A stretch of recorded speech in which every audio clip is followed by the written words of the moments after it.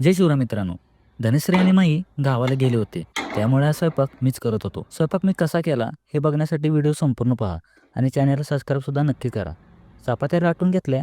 लाटून झाल्यावरती आठवले की त्यात मीठ टाकलं नव्हतं. मग मी लाटलेल्या चपात्यावरती मीठ टाकलं. पटपट 4 चपात्या भाजून घेतल्या. चपाती भाजल्यावर जरा बरी वाटत होती. चपात्या झाल्यावर भाजी करायला घेतली. कांदा कापायला घेतला, 2 टोमॅटो काढले आणि ते पण कापून घेतले.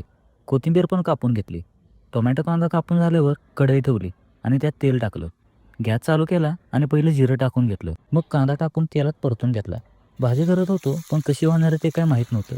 कांदा चांगला परतून झाल्यावर बारीक केलेलं टोमॅटो टाकलं आणि कोथिंबीर पण टाकली.